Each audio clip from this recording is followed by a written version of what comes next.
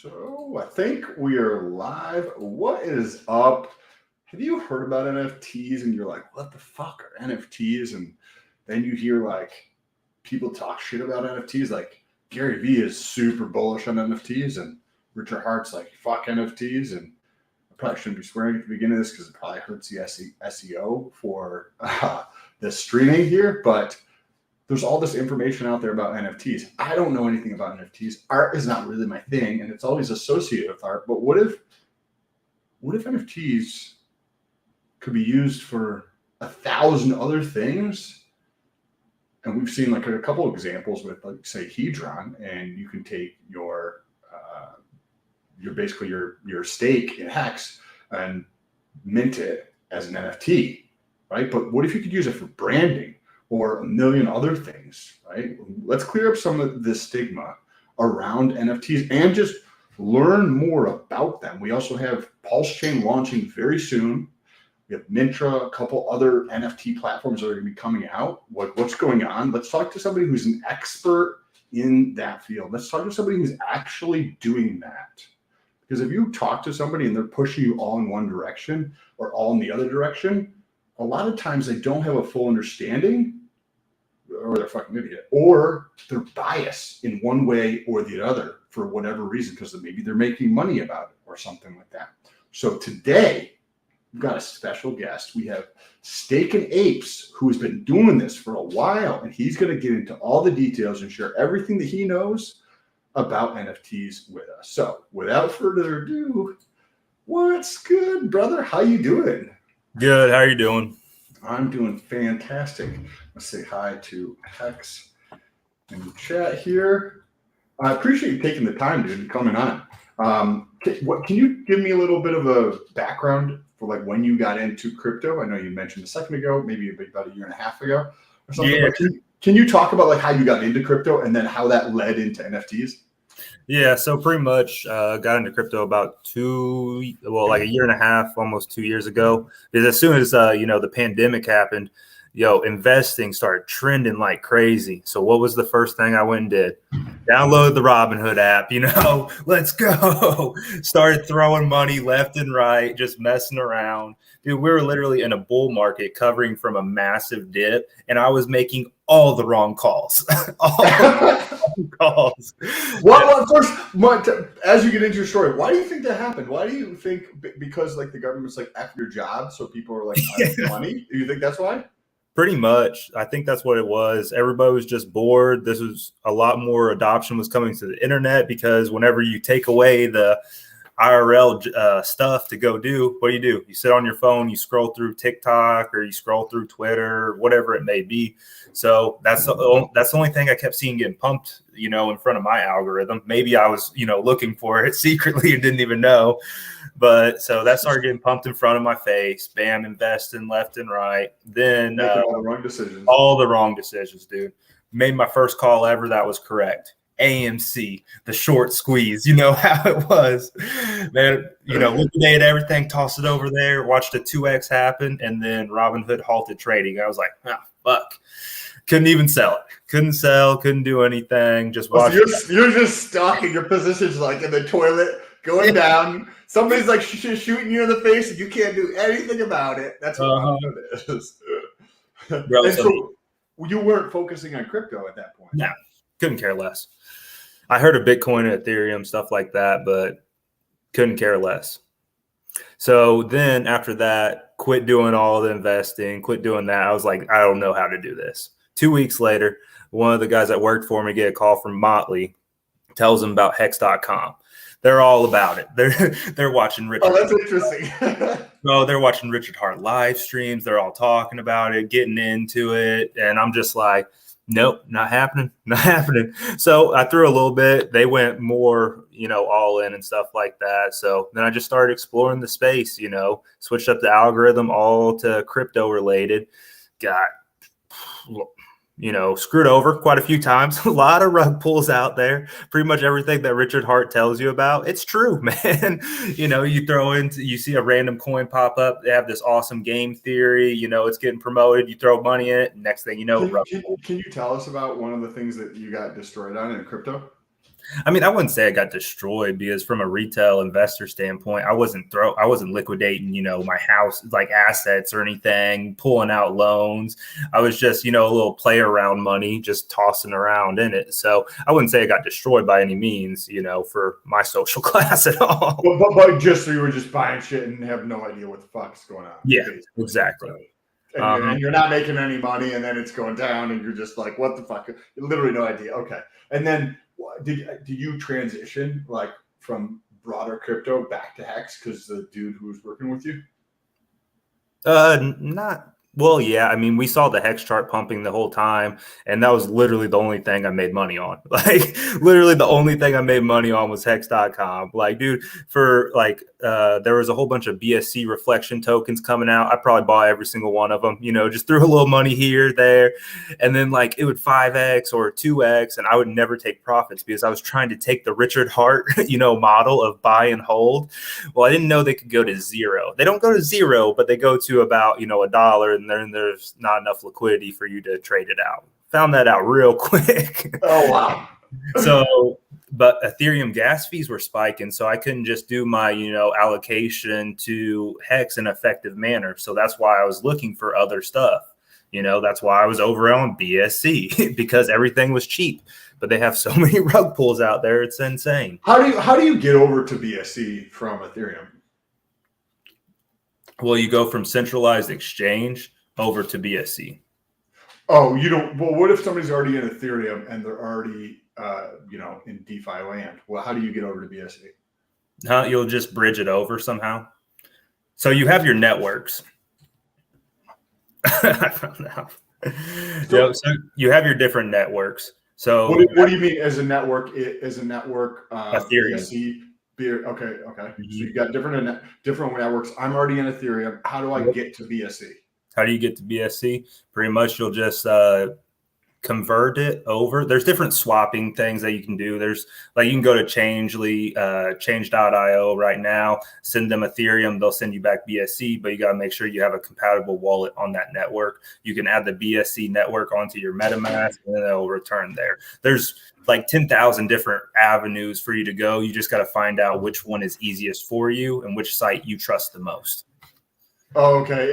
Interesting. And so that's also something to bring up. So like I've never really confirmed that, but I thought that way in terms of the way I go, the one that breaks it down the best, but I can't stand them right now is crypto.com.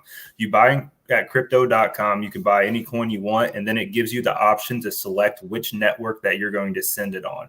Because whenever it comes to crypto, interoperability is a big key factor. So I think that's what more people need to push for instead of this one world freaking currency crap that everybody wants to talk about. So whenever it comes to interoperability, the way crypto.com has it set up is you buy it, then you can select what network you're going from. And once you select what network you're going from, then you can transition it out. And that's the easiest factor.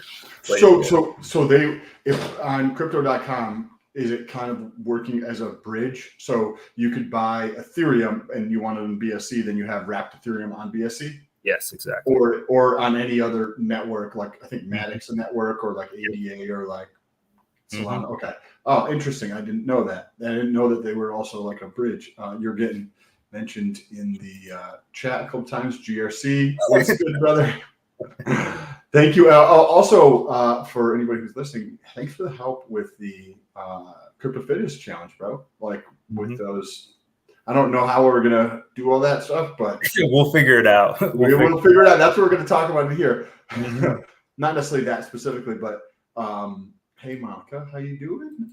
Because I would definitely like a lot of multiple rolling, cryptofitness.com challenges. I don't think they should just stick to one and then be done with it. No, if they get a model that's working, let's do it let's do it quarterly. Let's do it, every, how often you want to do, start one every bi-weekly. So get back to your store real quick, because I completely agree. I think we're actually going to do another Crypto Fitness Challenge like in the fall or something like that, like after this one wraps up, because it's, not only is it like enjoyable for me to see other people like taking action on their life. Like I like it when other people win. Like, when you're younger and you are like jealous when other people are getting success and like, Mhm. you know, like getting the fucking hot girls or whatever the case is, and you're jealous, right? And and then you like transition and you're excited for other people's success and that kind of thing. So when in the fitness challenge, when I see other people making progress and like taking the action they need to take in their life, it's exciting for me. Like I get value out of that. And because we're enjoying it so much, there's going to be like probably another one later in the year that I'm sure we could do something collaboratively. If you know what I mean, it's not going to make sense, like obviously for both of us kind of thing. Yeah. So how did you transition? Hey, Patricia and Crypto Jack 3D or Jack 3, smash the like and subscribe button. Yes, if you're here, press that, as well as if you press the share button. Once you press share, press the Twitter button, share this over on Twitter, tag me, tag Steak and Apes. And what's your Twitter handle? Let me pull you up. Steak and Apes. It's the same thing, but no apostrophe or space. So just Steak and Apes. Yep. With an S on the end. So put that down here. You can tag at Steak and Apes on Twitter and myself. Oh, okay. So how did you get into NFT portion? So you're getting into crypto. You have a tiny bit of hacks. You're in like 1,000 other things. Nothing's really working out for you. You know, DJ Pollywood. What's good, Pollywood? And then you go. By the way, I might jump back and forth, but I'm trying to stay focused on like your story. So don't get too distracted if I jump into the comments. So you go and you're in crypto, and then how did you get excited about NFTs? Like, what made you transition from just being in crypto to be like, oh, NFTs are fucking awesome? That's because Richard Hart talks shit about him. He talks shit about him, man. So of course I had to go explore and figure out the reason why people liked him. You know, it's kind of like that FOMO factor that gets you into the door. Why did you get into crypto? Because people were getting rich out here. All right. All you got to do is take your blinders off and see how people are getting rich. And Richard Hart tells you the founders, the creators, the people building in this space are the ones getting rich. So once you look at that, I've seen the transition of so many TikTokers who started out, you know, had an NFT collection, wasn't doing anything, and then it just hit, and then their brand just took off. I've seen that happen to so many different people. How does that happen? Like, what are they just posting? They just keep posting until they find their little niche and the things that people like about them. Dude, I mean, I've been doing this for, you know, since October of last year, and now people are noticing me. Nobody notices you when you have 200 followers on Twitter. Like, dude, nobody's going to look at that. They don't think twice. So that's why it's easier for somebody who has like a lot of followers to continuously add followers over and over. So once you factor that in, and then you find out the people who are out there, like all the mistakes that you did, all the same people are doing the same exact mistakes. Guess what? You'll get liked by a blue check mark, and you'll be like, oh my God, a blue check mark just liked me? That's amazing. You know, so I DM him, hey, you know, you like my stuff, what's going on? And then message you back. And then you just talk. That was my bot, or did they actually? Yeah, it's just a bot, and it's somebody behind there, you know. And there's pre-messages and stuff, so they'll talk to you a little bit, and then you figure out, oh, the scammer, all he's doing is going and liking people's posts, and they're following them. And I'm like, oh shit, they got me. I'm following this dude now. So all they do is these bots accounts go out there and crowdsource. They go and like and interact with NFT this, NFT shill, whatever it may be. And they interact with those kinds of people. Then they build up these massive followings. And then all they do is change their name, change their profile, and then brand it towards whoever wants to buy that Twitter account. Pretty simple. Seen it happen about 1 million times, you know? Oh, so somebody who's really good at building building a Twitter account, right? Instead of building like NFTs and marketing those, it's just like I do that with Facebook accounts, right? Yeah. Facebook groups, right? You buy Facebook groups, right? And people build them up, and you can build them up if you're really good at building them up, and then flip those Facebook groups. But also the same thing happens with Instagram accounts. The same thing happens with Twitter accounts. If you're good at building that shit, just like you had mentioned, Richard Hart said, people who are going through and actually building things and creating things, that's where the value tends to go. Yeah. And people are doing it. So you started seeing this on Twitter. People are following your shit, right? And doing that kind of stuff. And then what kind of like sparked you to realize that, oh, people are buying these accounts and flipping them? Yeah. Well, I mean, that wasn't what inspired me. I was just learning what the tactics that people were using in marketing, because marketing changes every single day. So you have to be up to date with the latest trending hashtags, whatever it, may be, because there's people in tech and finance startups. They can have the best product in the world, but if nobody knows about their product, it's not going to sell. So you have like this shiny item factor whenever you're in crypto. Somebody has, oh, this is the best plan in the world. This is what we're going to do. They have this great sales pitch and everybody FOMOs in, buys it. And then, it gets rug pulled a week later. So whenever you actually find people who have, products that have actual product market fit, can be successful, tried and true, like the Hex contract, been very successful for 2 years, no downtime, 100% uptime. Whenever you stake money today, guess what? You get paid more money tomorrow. And whenever you go to end stake it, there's a lot more, advanced technical stuff to it, but the shit actually works. So once you figure out everything that has the product market fit, is sustainable yield, because a lot of people they'll be like, oh, Hex offers 40%. And we're like, in crypto world, that's nothing. That's nothing. Like, why are these guys promoting 40% right now? I'm like, I'm over here on Time Wonderland getting a 1,000,000% APY, and then the rug goes and I lose all my Time Wonderland. So okay. So you were seeing like, oh fuck, 40%, that's nothing, right? Mm-hmm. Why would I do Hex if I can earn 1,000,000% over here, or 10x easy, which is obviously way more than 38%.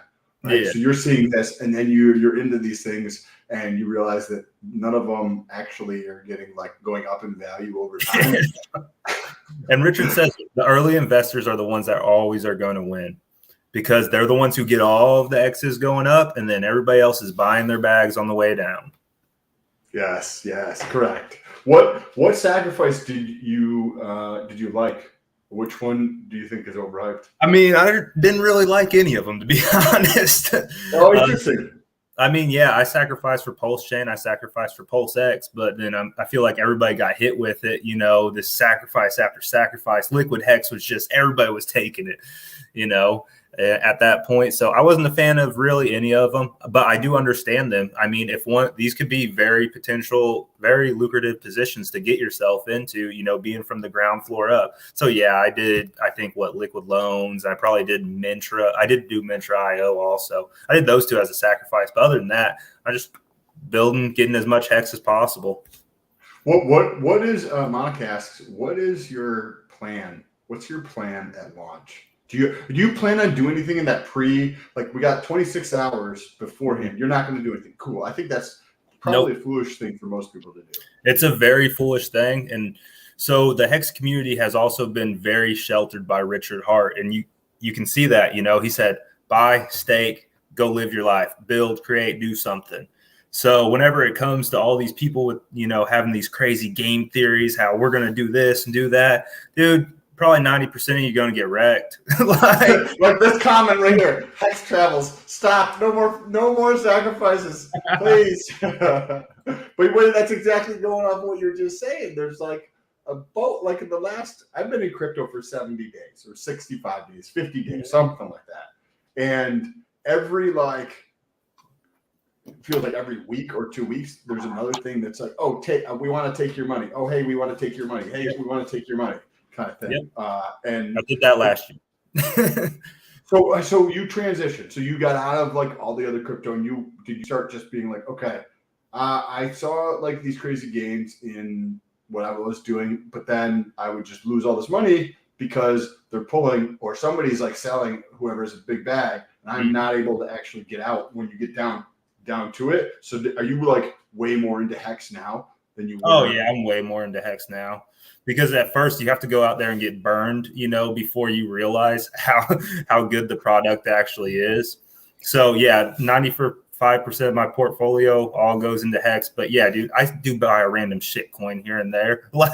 People are lying if they tell you they don't degen around, dude. I do all the time. Not all the time. All right, 95%. He just slipped, guys. He's telling you he actually buys degen shit all of the time. Every day he's like, oh, let me check to see what's popping in Robinhood. But the thing is, I only do this by introducing new capital. All right. I don't take my hex gains and say, oh, I'm gonna put it over here and put it over there. No, I only introduce new capital whenever I'm dealing with crypto. So I'm not going to be like, oh, if I just trim a little hex off here, I can go buy Shibu, Inu, whatever the fuck. So it's only if you're like adding capital to crypto kind of thing. I'm curious to know like what you think about like after launch. I want to get into NFTs and everything, but what do you think? Right. So it's just going to launch. There's going to be people who sacrifice a lot of money. It's been a year. They're going to be selling, right? There's probably going to be a bunch of people who are going to sell Pulsex and they're going to be buying Pulse, but there's so much Pulse out there. Like, I don't know. What are your thoughts on that period after launch, right? There's going to be some interesting things happening. Are you going to do it? And all I'm going to do is I'm going to single side stake Pulsechain. I'm going to single side stake Pulsex. I'm going to stake my hex. And I'm just going to watch it all happen because everybody's going to start doing this ratio trading bullshit and providing liquidity, and they're going to get fucking wrecked. All right. It's going to happen, dude. I'm telling you, everybody's getting all hyped up, trying to make their game plan and all that shit. Hell no, I ain't doing any of it. I'm going to keep telling people about Pulsechain and Pulsex, by introducing them to the community through NFTs. I'm going to let my bag stake and hold, and then I'm just going to introduce new capital into those. So you actually made a really good point for NFTs before we came on, and how NFTs are probably one of the most valuable things that has happened to crypto because it is onboarding people like no other. Right. Like there's a dude at the gym. He says his 13-year-old son is in crypto and wants to talk to me about crypto because he does NFTs. Yep. Right. And it's the like you were talking about Richard Hart shit talking NFTs, and really NFTs are what is making his bags grow. Like exactly. Right. It's like, exactly. You know what I mean? Kind of thing. And is that kind of like what it made it interesting? Because somebody was like talking shit about something. You're like, as soon as somebody starts talking shit about something, probably, you know what I mean? You're like, depends, you know what I mean? You're like, let me see for that for myself and kind of thing. And yeah, so I was just like a fly on the wall in all of these NFT spaces. Dude, if you go into like Twitter when the spaces came out in October, November timeframe, like I went out and I just fly on the wall, hearing what they're talking about. You always, anytime you see one of these very large NFT spaces, like and follow the host, and then just sit back and listen. Just listen, hear what they're talking about, hear what they actually want. They came here because everybody's getting rich and famous. All right. You got to then break it down to them. Why is people getting rich and famous? Because somebody did a digital creation, got it trending and doing that and this. Their people are creating and building. They don't actually know about anything about crypto. Dude, they're not there for the tech. They're there for getting rich and famous. So what you're saying with the NFTs is, well, you would probably agree that most of the NFTs are trash, but it doesn't matter if they're trash. The only thing is that they're trying to sell them. They're good at marketing. They're good at getting people like building that buzz around whatever it is. Okay. So that's kind of like the essence of most people or at least a lot of the people your experience in NFTs. Yeah, because what's the first thing people hear? So whenever it comes to buzzwords, there was two very major buzzwords that went on last year. One was NFT and one was meta. Everybody was saying it and nobody knew what the hell it actually meant. So if you actually went and looked into it, a buzzword is created to get people. It's like a speculative word. So somebody will dive in a little bit deeper. So they will click that link. So they will go farther into whatever it may be. So that's what brought people to crypto, was those words. Awesome marketing tactic, I mean, Meta's kind of not doing so well in the market right now, but they created a lot of adoption. Whenever it comes to cryptos, what created a lot of adoption? Shiba Inu, Dogecoin. They literally created more adoption than Hex ever has. All right. Their spread has been so much farther around the world than Hex.com. So whenever you look at it from that aspect, it's like, oh, all right. You meet them where they're at. Bam. They like JPEGs. They're in here to become a millionaire. Sweet. Hey, let me show you actual people who are millionaires, because you can see them. You can see them from the hex.com parties, the tours and all of this stuff. You don't see any of these other communities doing it. You see one or two rich dudes, and that's it. So when you realized this, you probably started learning a lot more about marketing, right? Yeah, I mean, I've been doing marketing. When did you create your first NFT? I don't know, probably like October. Did it sell? No. And so how does that work? Are NFTs kind of like, I'm viewing them as like videos that I make on YouTube, where they kind of just sit there and maybe people see them, maybe people don't see them. Mm-hmm. And then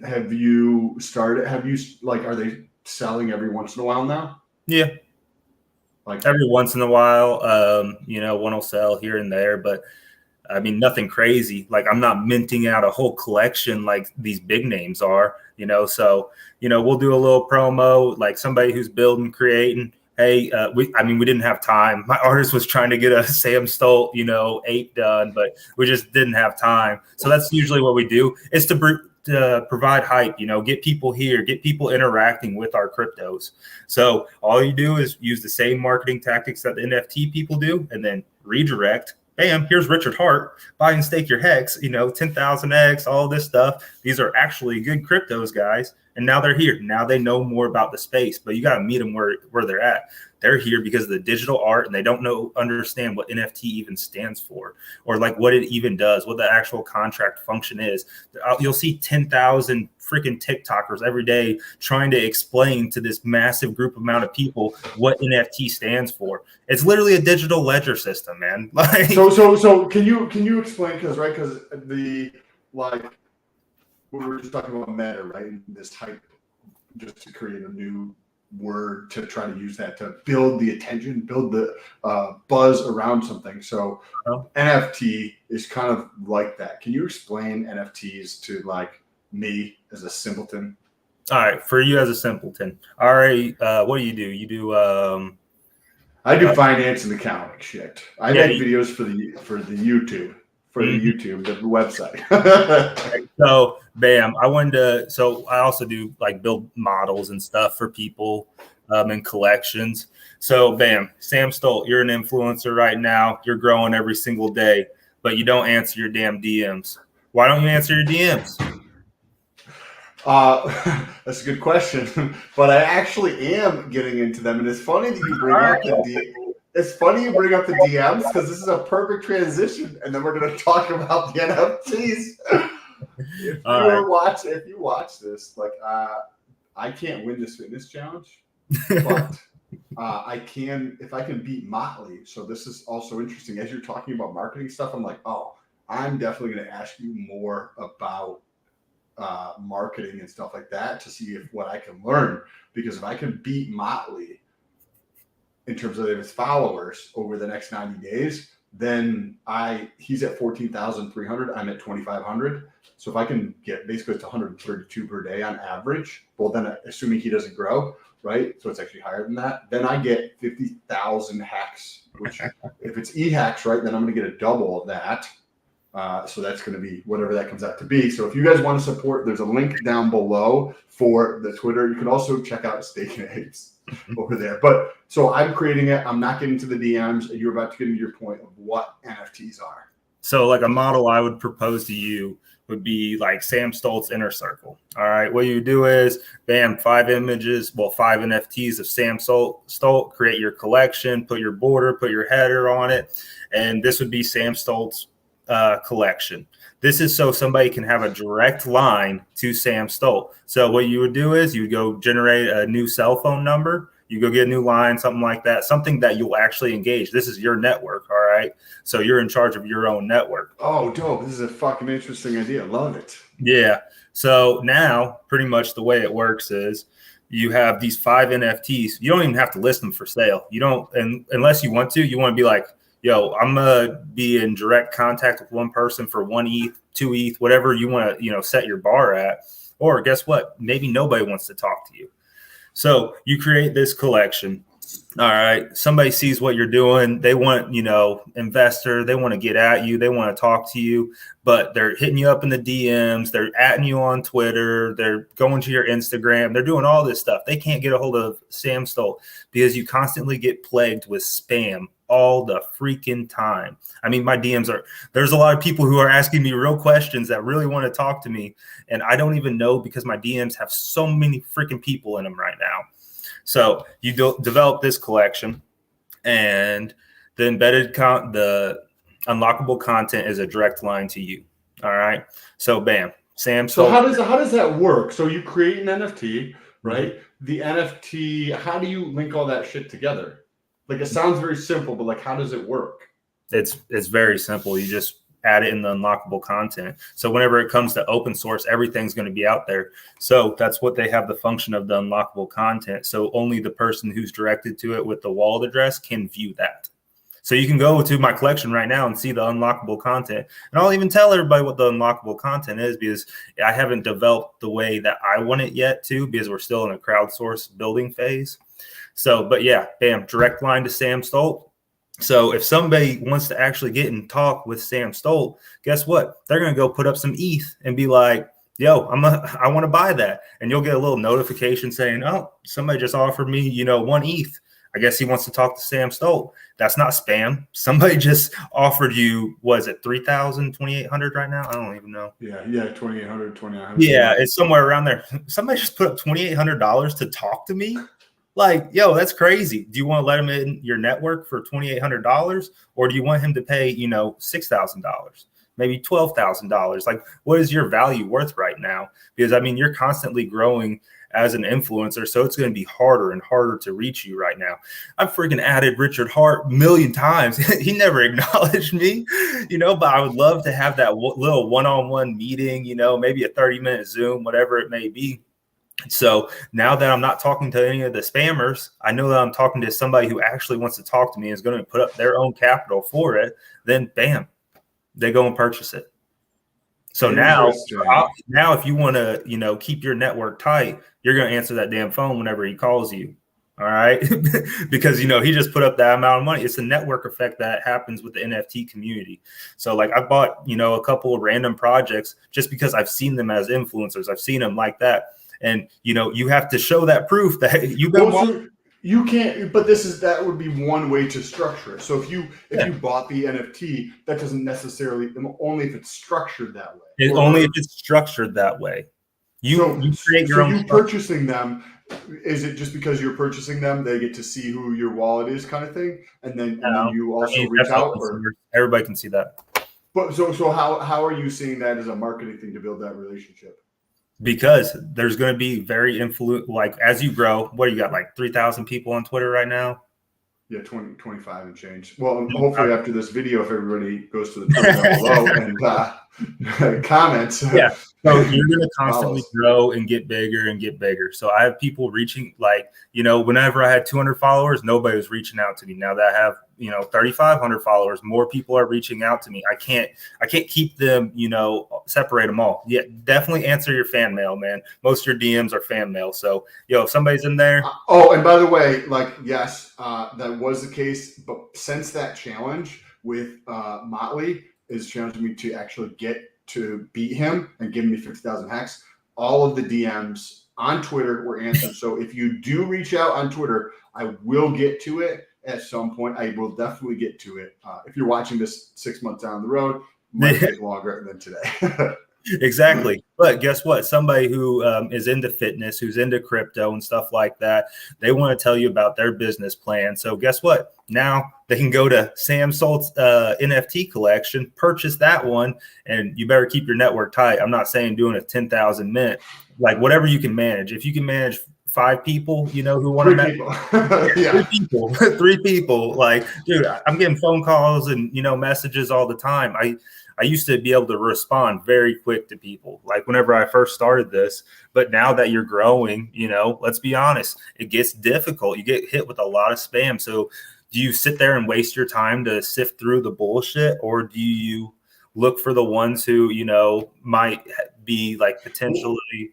Well, so how I actually take like block off time every day to like respond, because most of the time it is people that want to just say, hey, your shit's cool or awesome, or I appreciate this or Yeah, that, or have a question, or just have questions. But it does take up like a large portion of my time, but it's very, very valuable, because that's building those relationships. Yep. Like, you're like, hey, I bought this NFT to like hopefully build that relationship, or I see this guy is going to be growing very quickly, which then, peripherally your NFT would probably go up in value, you would think. I would assume.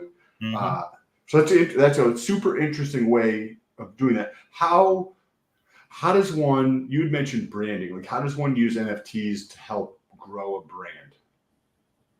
By creating the NFTs and just, telling people about the brand. There's links that are provided in like all of my NFTs, literally directing. I wish OpenSea they probably do. There's probably something. I wish there was a way for me to check the analytics by the link clicks to hex.com from my actual platform that I'm utilizing right now. Maximus DAO did something with what was that? Lunar Crush or something? I just saw them do something like that with Lunar Crush.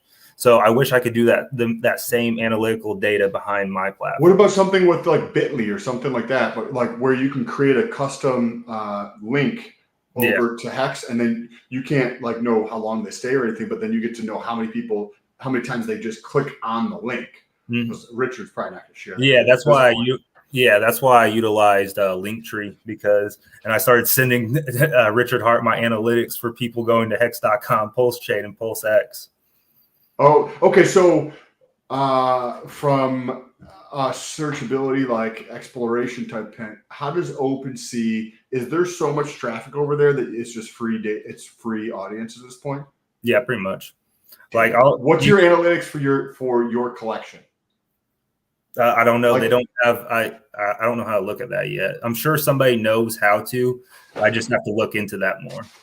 So like, do you get attention from, because I'm thinking of it from a marketing standpoint, as in like just putting. Oh no, I don't get attention from general OpenSea traffic.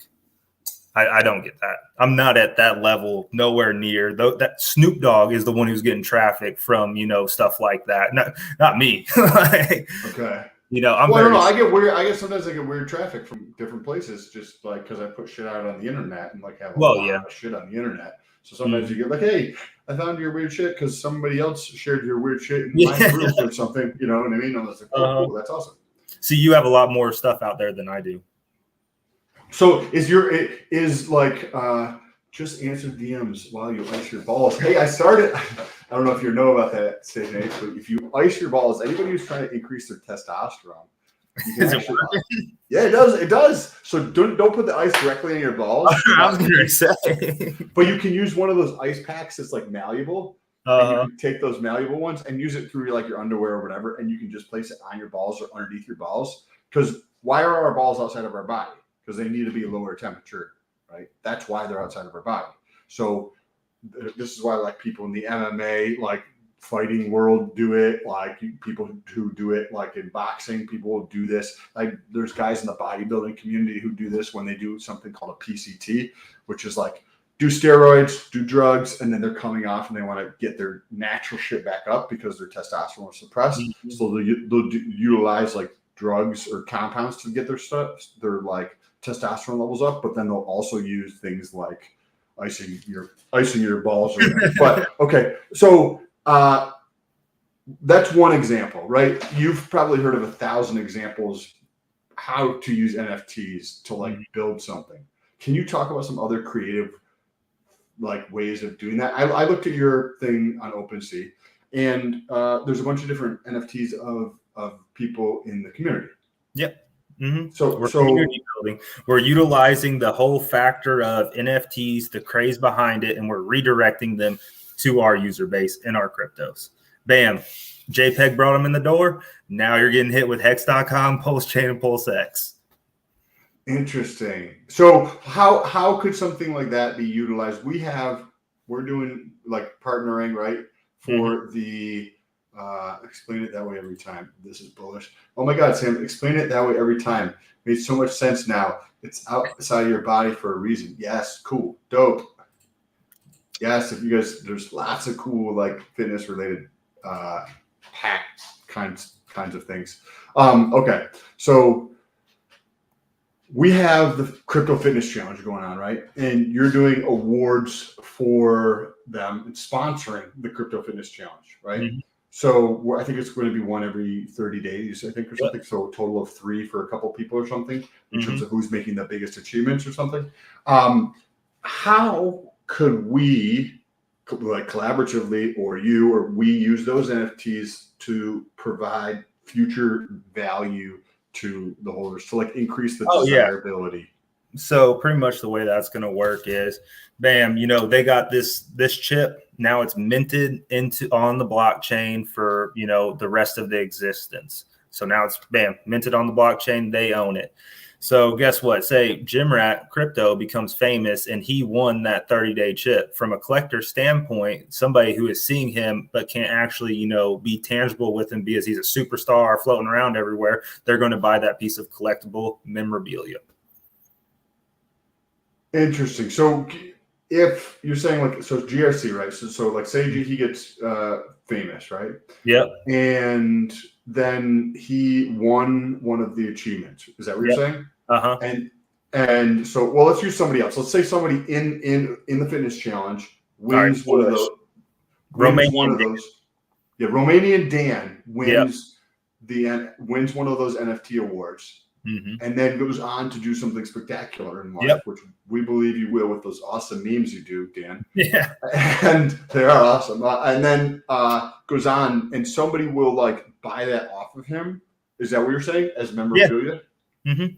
Really? Damn, I fucking didn't realize any of that shit happened. Yeah, it happens all the time, man. People go and work with different NFT projects all the time, do a little art here, because you need probably at least a 10-man team to actually have a successful project. So they'll be hey, we're working with, doing the art for this guy right now who's a bigger collection. We're doing the art for this guy.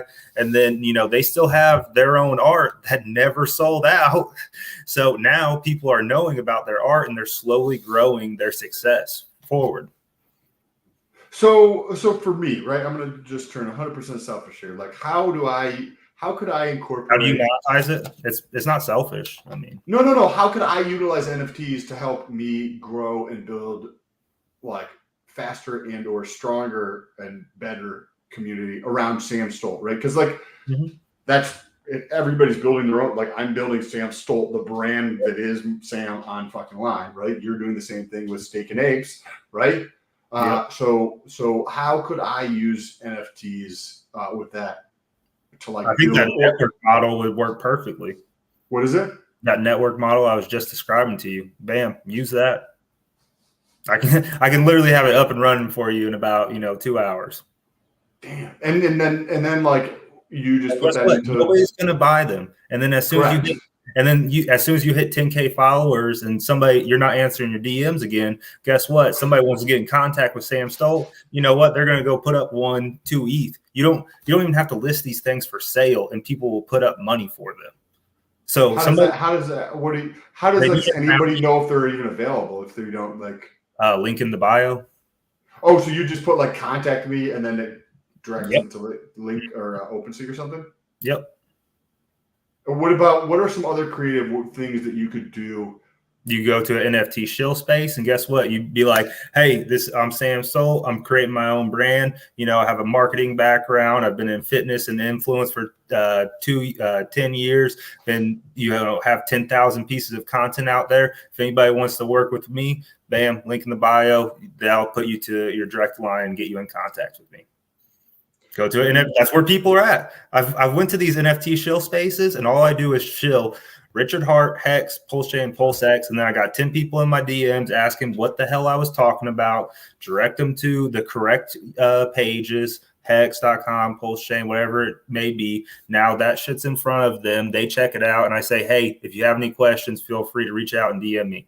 There's probably people who message me back by now, but I just haven't had time to check it yet. And, just ask for more details. The network effect is crazy. As soon as you introduce yourself to the NFT community, you'll go to a board. So kind of like Hex community, right? Because I was introduced to Hex through GRC and like everybody who's, you know what I mean? I've probably seen Nardo and Bullish, Jim Rat, Dan, Monica was in here earlier. Several other people are all just from the I've been community. I've been trying to stream with Gerardo. If he had this same model and I was at that place in my life where, you know, I felt like, oh, purchasing, you know, this one ETH gets me an interview on YouTube with Gerardo, who has like, I know he has like 10K or something on Twitter. I haven't really watched his YouTube much, but bam, I want to do an interview with him.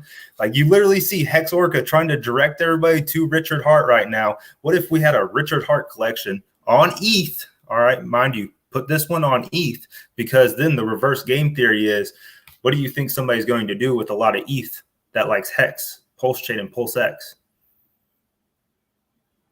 So how is that going to be? Walk me through why that would be beneficial, other than just increasing the exposure, or is it because of the community? Is what you're saying? Is because the community is so strong? Okay, so what you're telling me is that I need to be in the NFT community.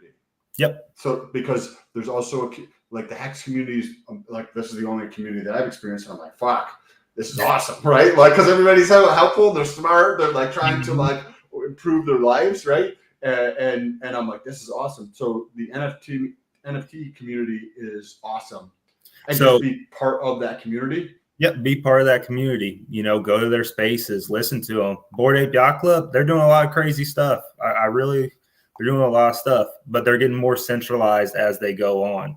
So, like, they just did their land sale. Everybody had a KYC their wallet for their land sale. Like, you know, so they're breeding more centralization as they grow forward. And I mean, the NFT community is getting more centralized as it goes forward.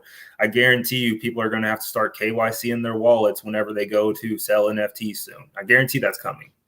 Yeah, through like, is OpenSea centralized or is it decentralized? Yeah, it's a centralized entity. So they're putting all of that money's going through. I guarantee you probably KYC to have to sell on there eventually. Oh, that's interesting. So as these little small things grow, that's where the centralization comes from, because somebody has to come in and regulate this shit. And that's the only place they're going to do it. What do you see if that happens? What's up, Mango Bullish? Yes, I definitely want to do more videos on NFTs, because this is awesome stuff that I had no idea about. And Frankie, what's good? Shout me out, damn it! What's good, Frankie? Thanks for being in here. Appreciate you. Hopefully you're enjoying this information. I am. What is like another way besides the network, or like you called it the network of, like, you know, attaching a phone number to an NFT that if somebody buys, they can get access to. You can even go like crazy with it and make wallet sign features and different dApps and stuff like that. You can get crazy with the two-factor authentication, so your network doesn't get compromised by, oh, somebody bought your NFT, unlockable content, bam, I'm gonna tweet that. You know, you can do different things. Like a lot of people, whenever they're doing whitelists and stuff like that, they collect a whole bunch of public addresses, and then the only people who can mint that NFT it's locked on the contract is for somebody who has that actual authentication with that wallet address. So you can get crazy with the two-factor authentication. That's just one little example. And then can you go through and say, do like if there's going to be, I don't know what it is going to be, like 2 or 3 people for each month that are going to get an NFT in the Crypto Fitness Challenge, and then in say where we decide to do another fitness crypto challenge in the second part of this year, right? Mm-hmm. During that time, what might be an interesting way to like utilize or bring value to those people, right? Because bringing value to those people is obviously bringing value into the network, as in the network of like the NFT of like what I'm. Yeah, I've already got it. So what was his name? Romanian Dan. All right, Romanian Dan. He won the first one. Guess what? Jim Rat is so big. Sam Solt's so big. We can't have this one-on-one, conversation. Bam. Romanian Dan, he won last one. I want to talk to that guy. Bam. Now you have full access to Romanian Dan, for his little tips and tricks that got him to actually win, the Crypto Fitness Challenge. What'd you do? What'd you eat? Now he's that mentor for whoever bought that NFT. So you mean he could take the NFT and just flip it if say Dan wins, he gets the NFT, and then but like how do we bring value to Dan afterwards if he won it? By just giving him free shit type of thing, like in terms of bring value to Dan. Somebody just bought 2 ETH just to talk to Dan. That's how you're bringing value to him. Somebody saw what he did, saw his progression through it. Bam! Now Dan's his own personal trainer for this fitness challenge. And guess what? Dan's going to be like, hey, so if somebody wants to put up 2 ETH, I'll be your personal trainer. And guess what? You're going to win it next time. Okay. So then you create these competitions, and then you keep building and growing.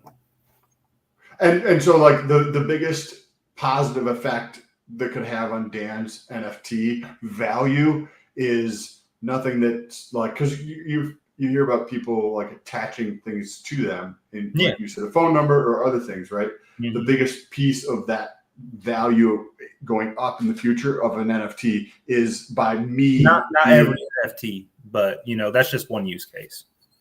So what's like? That's what I want to understand. What are other use cases for NFTs besides like the network thing, right? Because I want to understand other ways I can use them. Yeah, people are attaching them to real estate right now. It's a digital ledger. It's software. You can utilize it how you want. You just have to provide that tangibility. So you in the metadata, you can embed whatever contract. So okay, question. So that there, right? I have a bunch of inventory for products and whatnot that I sell. Yep, it's your new sales channel. How so? Bam, take a picture of your whatever pre-workout, upload it as an image. Hey, you purchased this. Bam, I ship you that. Now it's a sales channel. You know how like you're on Shopify and you got like 10 million sales channels? Guess what? This is another sales channel for you. It's just literally one digital transaction on the blockchain. So yeah. Okay. So I could take my whole product lineup and just sell them, and then once one sells, just remint a new one, put it on there to sell. And it gives you like a description to say that this is like, hey, that you buy this. How do you get their address, or do they have to enter that or something? That's what's key is once they start integrating shipping functions into them. That's where I see NFTs going more. There's going to be an integration for shipping functions. And right now, OpenSea doesn't have like a macro level stake in apes where you get to see how many people have viewed your shit in general. Not yet. So they're vertically scaling. Actually, the best one right now is Looks Rare, has the best, highest volume. What does that mean? Looks Rare NFT marketplace. They have the highest volume daily. Is there a decentralized NFT marketplace? Sorry, I keep looking at the comments, so I have to expand my screen here to stay focused. Otherwise, I'm looking at these comments here. Is there a decentralized NFT marketplace like Uni?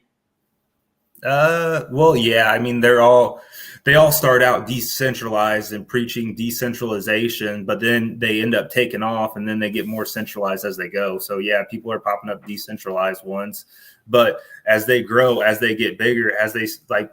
Crypto's only a $2 million industry right now. As they grow, as they get bigger, guess what? Law's going to come in and be like, all right, you need to do this and do this to keep operating and hosting from this, website, whatever it may be. So the feature with the address is not there currently for that. No, I guarantee it. There are some marketplaces that are doing it. I've talked to a lot of people who are working on getting plugins for Shopify. There's actually the Flow Network. They're working on it right now. And then like the NFT could also represent like a 5% discount or something like that. But guess what? This brings back to the royalty factor. So usually you can't collect your own royalties whenever, you go advertise for Sony, whatever it may be. You get whatever portion they did. So as the reason why the NFTs are going to be valuable is not that one transaction. It's going to be somebody else buying it. So guess what? Now you get 10% of that transaction coming back to you, or 5%, or whatever it may be. OpenSea takes 2.5%. Now everybody's trying to levy them and say, oh, we take 2.4, we take 2.3. But guess what? There's no volume and traffic there. So are you going to do your business on this website that actually has people, or are you going to do your business on this other website that has no people? And okay, so that's very interesting. But the only way people are going to actually want to buy and transfer the NFT in the future would be that if it wouldn't be on a supplement. It wouldn't be like nobody would come correct. and like buy that supplement one more time, because all you can do is just, once they do buy that supplement and you do initiate the shipping, then what you'll do is say, send it here, send it to this address, which is a burner address, so it gets burned from the collection. Okay, but right now that'd be stupid expensive to try to do that because you got transaction fees. Yeah, with ETH gas fees. Okay. What's another use case for NFTs? Like financial documents and stuff like that? Yeah, or anything. Like just any other ideas that you have around how to use an NFT, whether it is for business purposes, for marketing purposes, for financial shit. Like there's a company down here in Florida. There's a company down here that's doing it's Proppy, I think is the name, but they are a real estate company, and they're taking property, putting it into LLC, putting the LLC into an NFT, and then selling the NFT in DeFi. Yep. So, but what are some other ways that you could utilize NFTs business-wise, or any other use cases that you can think of, like creative things you see other people doing? Those are the ones that I see trending right now. Is pretty much the network effect models that I'm talking about are the ones that are trending. So that's the ones I'm looking at. People are doing, like, every industry is coming in to see how they want to utilize that digital ledger. That's all. Okay. So the network ones are some type of access to an individual. Is that where you kind of like the essence of that is? Uh-huh. So you could do Have something. you ever been to a country club before or anything like that? Not really. Maybe, a little bit, but barely. Yeah. So that's what you're thinking of? It costs $40K to get in that country club. Bam, you go purchase the NFT. Now you can have access. You're just broadening your horizon once you get into crypto, because you can spread across the whole world. And I mean, whenever you're on the internet, you're spreading across the whole world. Same thing. You're just tapping into a different sales channel. So you could sell an NFT where it gets like a free product every quarter, and then it has some type of future value associated with it. Or the network effect might be like, depending on the size of the individual and their marketing, in terms of like, as I continue to grow, maybe there's like a meetup, or have fucking dinner or lunch with this on an annual or semi-annual basis if you own this NFT. Yeah, go to a Bored Ape Club space. Look at all the blue check marks down there listening in. They want to go to those meetings. They want to go to those parties. Every single time I go into one of the Bored Ape clubs, there's about 50 freaking people. Well, I don't know anything about Bored Apes. Like, what is that exactly? It's Bored Ape Yacht Club. They're having like yacht parties and doing all kinds of crazy stuff, building the metaverse, blah blah blah. Young entrepreneurs, people who are definitely putting a lot of eyes towards them. So if you buy an NFT, you go to like a yacht club or something? Yeah, it gives you access to their freaking yacht club, their parties, their social consensus network. And people find that shit valuable, I'm guessing. Clearly, because brands. Yeah. That's what Gary Vee's doing. Once a week or once every couple weeks, he'll literally go in to host a Twitter space. He'll have 20,000 people in there. He'll call up one random person from the audience. It could be rigged, I don't know. And then he'll be like, hey, here's your ticket to VCon, DM me your address, bam, congrats, you're coming with me. And how many, dude, his VCon NFTs for his, VCon party is just doing insane right now. How do you tell if it's doing insane? Like, why do you say that? Just based off the volume. Gary Vee has volume of what? Volume of transactions passing back and forth. People buying and selling. There's an NFT that Gary Vee put out that gives people access to his show thing that he does annually or something like that, talking about marketing and shit like that, right? So the volume of that NFT on OpenSea, trading back and forth, is really high. Yeah, and guess what? Gary Vee is literally just sitting back collecting all of those royalties. I'm sure he got it set at 5-10%. People are buying, selling, trading, arbitraging them, and he's just sitting back there making this whole bag of money. Wow. Okay. So say for Crypto Fitness Challenge, say there's version 2. This is 100%. Yeah, you stay in the same collection, and then guess what? Whoever goes and buys that, bam, you get your allocation of 10% to your wallet. Bam, bam. Oh, So as it grows, as it gets bigger, then your royalties start rolling in, and you can either use those royalties in a more lucrative fashion to continuously grow your business, or guess what? You can cash it out and turn it into fucking fiat. Interesting. So for a crypto fitness challenge, like if somebody, so say if like I was like, hey, this is I'm going to charge next time, right? Because we're doing it absolutely free right now. Yeah, exactly. Right? Which is good. Yeah. Okay. So now this is beta crypto fitness challenge. Just wait till y'all start doing alpha and you start getting influencers involved and you guys are big, huge, and we're doing NFTs. Bam, that royalty is going straight for people buying and selling and transacting. So there's like I do a podcast on fitness related stuff, steroids and things like that, because I just find that stuff interesting to me. It's always been fucking interesting to me. There's a ton of people I know in that space, so bringing those people. But anyways, okay, so say there's 100 people, right, that are going to do Crypto Fitness Challenge V2 kind of thing, and say it's $100 or something. They pay $100, they get an NFT. Mm-hmm. And then they link their Twitter to their OpenSea profile that they built it on. And guess what? You generate a welcome aboard package or a welcome letter. So as soon as they buy it, purchase it, you go through that route, go to their Twitter. Bam. Wait, so slow down. Okay, so walk me through how that works. All right. Somebody, bam. So somebody buys their fucking ticket, right? They're like, okay, cool, Crypto Fitness Challenge. I want to get fucking my shit together fitness-wise. So they buy $100 ticket. That ticket is an NFT. Yep. Then what? And how does that even work, right? How do they actually purchase this to start? They go, you guys provide the link. So this link takes them where? Takes them to OpenSea and they see it. All right, I'm gonna go buy my ticket, click, done. Okay. And then you just talked about linking to Twitter or something. So the purchase on OpenSea is pretty fucking straightforward, I would assume. Okay. Yep. So you can buy with a credit card. You don't even have to get the crypto anymore. You do have to connect the wallet, but you can literally buy shit with a credit card now. Is there a fee you have to pay for buying with a credit card? Yeah. There's fees with everything you do. Okay, interesting. Okay. So they buy the ticket and then you said a welcome package by connecting it to Twitter or something. What are you talking about? Yeah. So whenever you create your OpenSea, whatever profile account, you can go and link your Twitter to it. So bam, you got your Twitter link to it. So as soon as they purchase it, you can see who owns that freaking NFT. Click on, bam, go to their Twitter. So that's your two-factor authentication, security verified. Bam, you go to their DMs, send them a DM. Hey, welcome, glad you guys purchased. Here's the official Telegram link. Please join us now.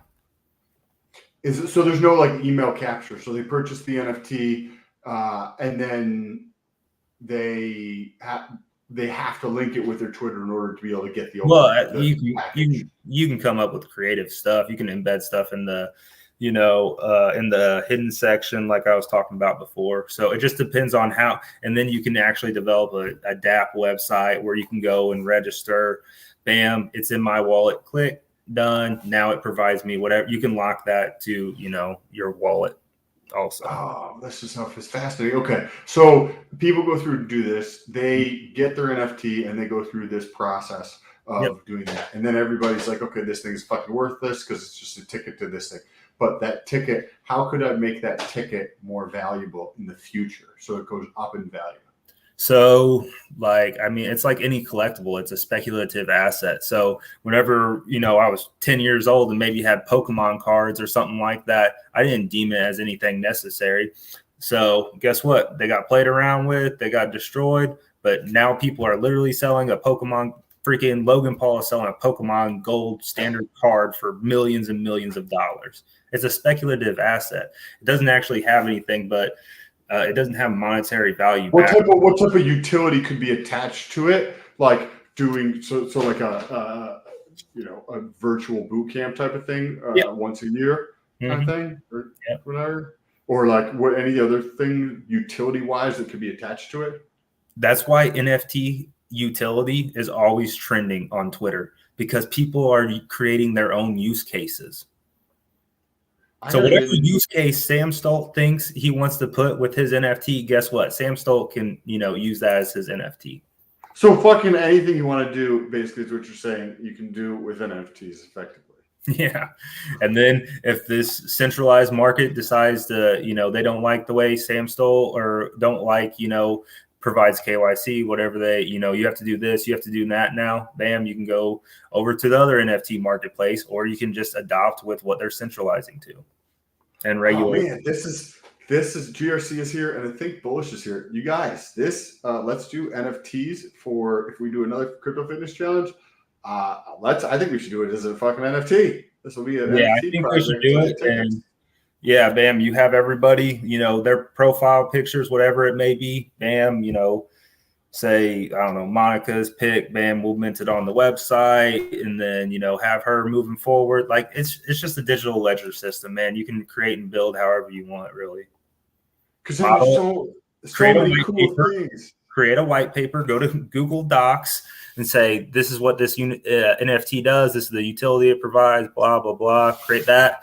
Have your white paper of what the utility is, and so your network stays secure and it has integrity built in behind it. Make sure you do what the hell you say you're going to do. Because otherwise, that's the biggest problem. People buy shit, and then guess what? They get allocated all of this money, and then they don't do what the fuck they say they're going to do. So actually do what the fuck you say you're going to do, man. Like that's the biggest problem whenever it comes to scams, dude. They were doing these scams. They would throw $2 million into advertisement saying we're building this metaverse. We're doing this. We're doing that. We have this awesome roadmap.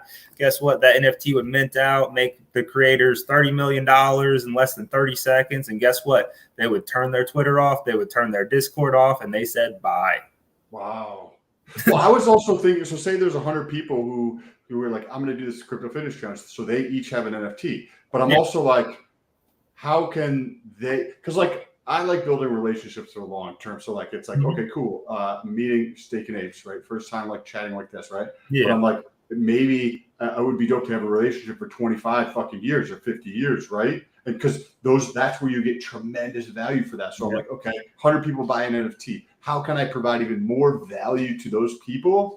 How do I give them even more value? They paid their $100. They did the challenge. They got the results. Now, can they get even more value? Well, if there's some type of residual value or growing value in their NFT that allows them to flip that shit so that if money's there, it's important to them, then they can make some money from it, right? You know what I mean? Yeah, exactly. And so you build the business by the royalty system. Bam. All the royalties are rolling in for cryptofitness.com. Let's see, what are you guys going to do? You guys just minted out all these NFTs. Now you're allocated 30 million. Dude, what would be the dopest way that I'm thinking about setting this up, right? So $100 gets them the NFT to the fitness challenge. Basically, that's the ticket to the fitness challenge, right? Mm-hmm. Create so much value on that NFT that they go through the fitness challenge, and hopefully within a year or a period of time, they can flip that NFT for more than $100. That would be awesome. Exactly. Then they buy it, but it's really like they're not really buying it because then they go through and they sell it and they get all their money back on it. Like, so they won't be able to be entitled to royalties though. So that no, but like they'll hold the NFT, and if they want to flip it because now it's worth $125. Yeah, and guess what? Somebody saw, Romanian Dan just killing it. Like, have you ever seen like The Amazing Race, like all these Survivor and stuff like that? Just imagine each one of them were the NFTs, and then, Romanian Dan won this Survivor. Well, guess what? I'm up for Survivor next week. I'm going in doing my challenge. I want some insider information. Who am I going to call? Somebody who's already been there, and call Romanian Dan and be like, hey, bro, how'd you do it? Like, how'd you do it? And I did that by purchasing, his NFT, and I was like, awesome, let's go. And he gives me all of his insider tips, and now he's my coach through the project, through my whole chat. I don't see that as being super like relevant. Like, I don't know, because like people who do the fitness, it isn't now. No, but like, yeah, correct, I agree. But like people who do the fitness challenge, like 9 out of 10 people like are going to be like relatively private people. Like, I like being on the internet. I don't give a shit what people know about me. Like, it couldn't care less, right? And I'm fine to, talk about all sorts of shit online that like most people won't talk about. But like Dan or many other people don't want to necessarily be on the internet or talk to Damn, people. then they don't participate. So, but like how? Because those you're bringing it back to that network thing, but I don't see. But they're not going to be able to build their network by not talking to people. Correct. So this would assume that these people are wanting to grow on the internet. Yeah. Or something. I mean, how many people do you think wanted to post pictures of them? Like half the people didn't even post their pictures that signed up, you know? Mm-hmm. So it's, if you want to be out there, you be out there. If you don't want to grow your own network, then, you know, don't do the shit.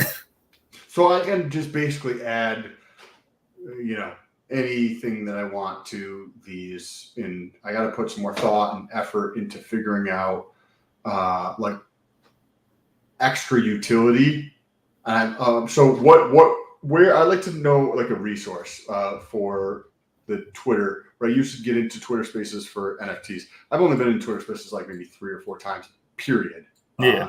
In general, actually, I think it was Bullish was like, "Yo, why don't you create your own Twitter Spaces and just go in there and be in there?" And I completely forgot to do that today. But how do I find the ones? Because, like, I went and searched NFT spaces. Oh, I put in keywords like fitness and NFT and stuff like that, and search for those spaces. That's being underutilized right now. So I think if GRC, instead of going into hex.com, you know, that rolling Twitter space that's always going on, put #fitness and create that space, because now people are going to come there because they want to talk about fitness. They don't want to, you know, talk about hex.com right now. They're there because of it, and they will continuously grow. Like the Hex Orca Alpha Twitter space that he did, guess what? Started out maybe 20, 30 people. Then it grew to 300. Then it was averaging 100 people. You know, it just. So how do people do spaces? Like, do they create the spaces? You're going to tweet, create the space and then tell your friends. Yeah. And then you just leave it open? Well, I mean, you can do it, or you can talk and you wait for somebody to come in there, you know. So, but if you want to start marketing it, all you'll do is search fitness and then start interacting with people who's using #fitness, and then create 2 filters, create NFT, create fitness, because that's what you're branding and marketing towards. Go into the algorithm. Don't look at the top. You can look at the top ones. All right. But whenever you look at the top ones, that data gets skewed. So go to latest and then start checking. Be like, all right, this dude's tweeting about NFTs, and he's into fitness too. All right, cool. I'm gonna like him and be like, hey, bro, let's, you know, love what you're doing. I do it with freaking people with crazy 8 pictures all the time. I literally go to Twitter, search NFT, search 8. And I go to latest, see who's actually being active on it.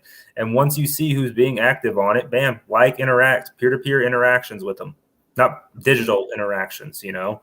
Look, you'd be surprised how much it means to somebody whenever you like one of their comment, because you know you like what they say and stuff like that. Bam, guess what? They're going to be following you instantly afterwards. It's crazy. There's a lot of that I work on doing in Twitter because of the, you know, the thing that Motley actually said here, right, in terms of getting to beating him. So I'm working on figuring out different ways to grow in there. Have you noticed? Have you created your own Twitter space? I did, but you have to be consistent on Twitter Spaces. My problem was I was just doing them once every. What do you mean? So you have to be consistent Twitter Spaces. Is there a place where you go and you just look at the variety of Twitter Spaces available, or is it just through search? The middle search bar. The middle search bar on your phone, it says Spaces, search. Okay, I've never seen that before. I always use it. Yeah, I know. It took me forever. I was like, what's this new cool function?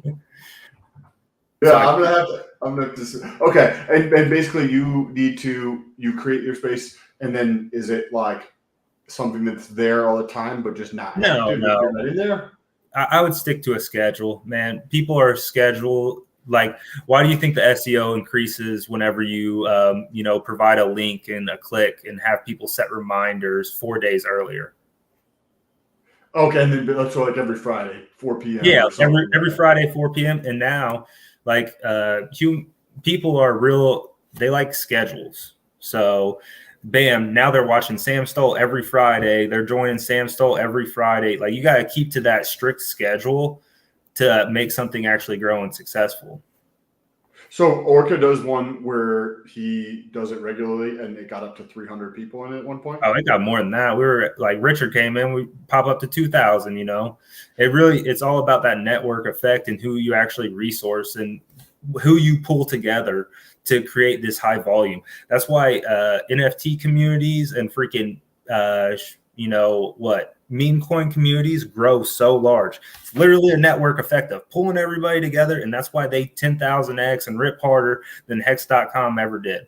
That 10,000x in a meme coin, that's nothing. They'll do that shit in a fucking month, a day, and then guess what? They'll rug pull everybody's ass, and then it's gone. It's off to the next one. So when you see, can you see that happening in terms of around a meme coin or something like that, where you see some coin, the community's talking about it a lot. You see the energy surging around this one thing. Oh, it gets pumped in the algorithm. So every single time I go and search hashtag, like that's how I found that Richard Hart was literally promoting one of his tweets. I don't know if it was him, it was some entity. I'm not going to say it was Richard Hart or anything like that, but some entity took one of his tweets, promoted it. And whenever I went to the Twitter algorithm, searched hashtag NFT, he was the third one that came up. So you'll start to see consistency. Like I can tell you stuff that's going to be trending tomorrow based off what people are pumping in the algorithm, because you'll constantly start to see repetitive posts. Whenever you're in the latest search function, you'll see latest. Bam. All right. I seen that profile pic. I saw that link. Oh, I guarantee you that hashtag is going to be trending about 2 or 3 days. Okay. So do you have you ever used that to purchase shit in advance? Because you're seeing what you're describing, right? When it comes to like finances, insider information, but it's not really like insider. It's not insider. It's open source. Yeah, it's like painting a mosaic is how I always describe it. Right, you're putting together the pieces of like my face as a painting, and you're grabbing these little bits of information from a bunch. Hey, you saw here, saw here, saw here. Then you get in 2 hours later into the latest again, and you see it again like 16 times coming up there, and then you're just putting all these things together that paints this face, and that is this NFT project or this thing's pumping. Yeah. So have you ever utilized that to check and be like, check against yourself? Or like, okay, cool. I expect XYZ thing to be trending in the next 24 to 48 hours. If I purchase, 7 of these things, 26 of these things, 17,000, whatever the price is of this thing, to see if it correlates with the price increase. Because if you have the information before other people do of what's going on, you can make a decision to check to see if it's profitable to buy that thing in advance, because you're doing the research to understand the market before most people do, which gives you an advantage if you wanted to buy something before the people do and then just sell the shit. Exactly. And I wish I would have done everything that I'm doing right now whenever I was purchasing all the bullshit, because I was literally just the exit liquidity for all the early investors. Interesting. And so is that? I don't do it now. I don't use it to my advantage. All right. Like a lot of people could, and I'm literally telling you how to do it. You just see what people are trying to pump in the algorithms. You don't do that by looking at what's put in front of your face, because what's put in front of your face, somebody is trying to tell you. You got to go see what the little people are sitting there. All these bot accounts are tweeting about. I wish I would have known this. I would have. Are you going to start to try to test it? No. Why? I'm done with the degen. I'm just gonna sit back, hold, and create my brand. Push. No. Just test it as in like, okay, I got the inkling. This could be true. Let me just check the price today and write it on a yellow notepad. And then right next to it, okay, the next 48 hours, I think it could go up. Right, is written it down, and then you just check to see if your assumption was accurate based upon what you said. Right? I mean, I can do that. Because I was thinking about doing that, because whenever I'm doing this, like I can literally tell which ones like are getting ready to start trending, what hashtags, by just looking at the latest and seeing what it is. I haven't started doing that yet. I'm thinking about maybe like, kind of having like a rolling thread where I'm like guessing like, oh, is this, hashtag going to be trending, because this is all that, the algorithm is pumping in right now. Yeah. And when you say algorithm, you're looking at hashtags for different projects and related to NFT, and then seeing the frequency of, because I use the latest section of Twitter for other marketing as well, right? Yeah. It's like people that just posted, right? So it's very fresh. It's like Yeah. the people that are posted, not the algorithm pushing you like somebody who's popular and putting their shit in your feed, right? This is like what people are actually talking about. And sometimes depending on the hashtags, you get to see like real people, and sometimes depending on the hashtag, you get to see garbage and it's just all spam shit in there.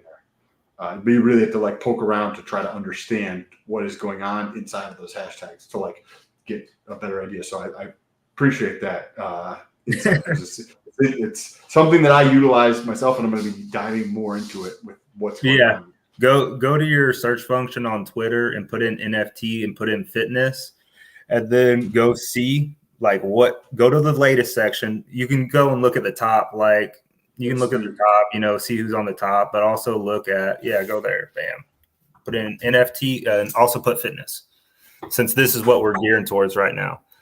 And go to the top first. All right, let's scroll down and look. All right, bam. So only 17 likes. Yeah. This all is right, 32, 4,000 on this thing here. Whatever this is, 21. Yep. All right, nothing. See, bam. You could take this market over right now. Like literally the highest they have is freaking, 4,000. Yeah, but whatever that one is. Promoted tweet. That's promoted. Oh, how do you know it's promoted? Just because it has so many? It should have it below it. No, it doesn't have promoted next to it. I wonder how old that one is. 26th of last month. Oh, yeah. So it has 4,000. All right. Go over to latest. Latest. All right. This is what the people are actually talking about. The ones commenting. Yeah. Believe you can. Tomorrow class with Naomi. Yeah, like that. Like it. Okay. This one right here with this girl. Yeah, just like it. You're here for a reason. Yeah. Correct. But don't do it too much. Whenever you're on, you'll get triggered as a bot. Okay. So there's only four people who posted on this in the last 1 hour. Nobody's really doing this in terms of, well, let's see here. So one of the ways that you can use Twitter, right? You should potentially pull up more people. Yeah. So you put in. Now we're finding them.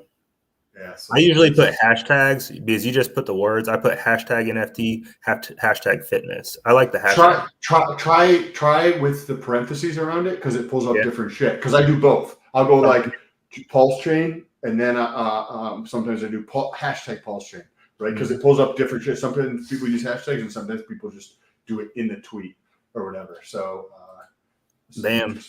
Yeah, start liking some of those. Just not a lot.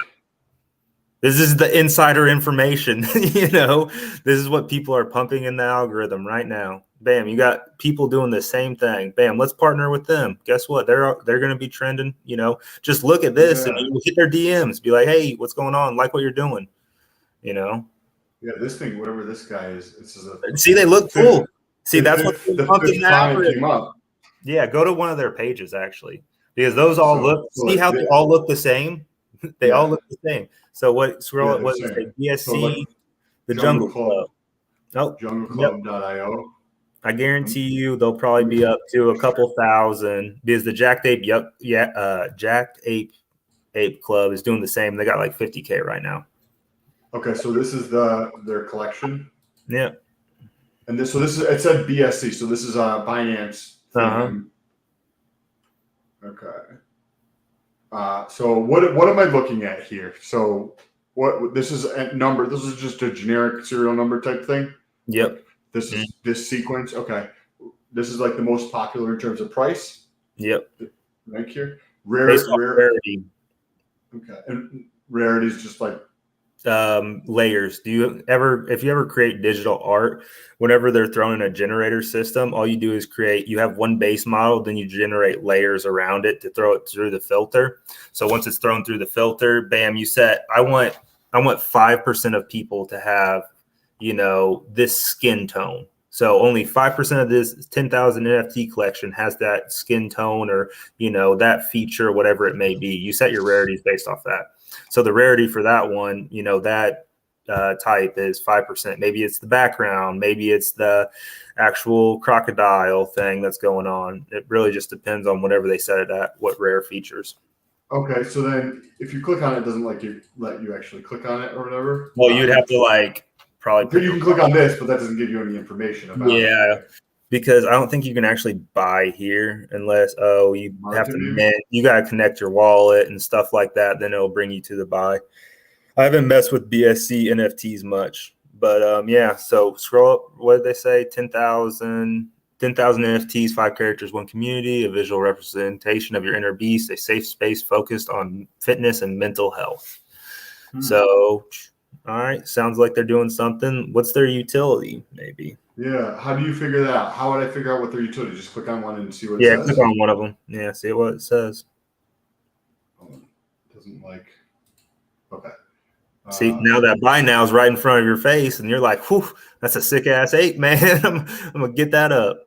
But, so, safe space to discuss fitness and health, but that doesn't mean anything to me. Doesn't mean anything to you.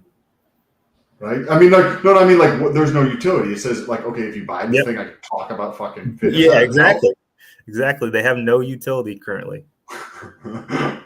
I'm sure they might. They might have a roadmap. They might have other stuff. Okay, so can you add utility after an NFT is minted? Yeah, because that wallet's going to be locked to that NFT now. So to funnel them back to them and actually reward your holders, all you do is that wallet address, bam, send it to that as your utility. Create another one. Hey, this one's going to be a direct line to Sam Stolt because he's our number one influencer this month. Bam, send that NFT to one lucky person, whatever it may be. Okay, interesting. I got to think more about the utility side because just buying this shit to me is not something I would ever spend money on personally. No, but guess what? If you're in the community actually building and growing with them, that's going to be your representation of you. Like your art kind of thing. Like it would be my content type of thing. Yeah, like your content kind of thing.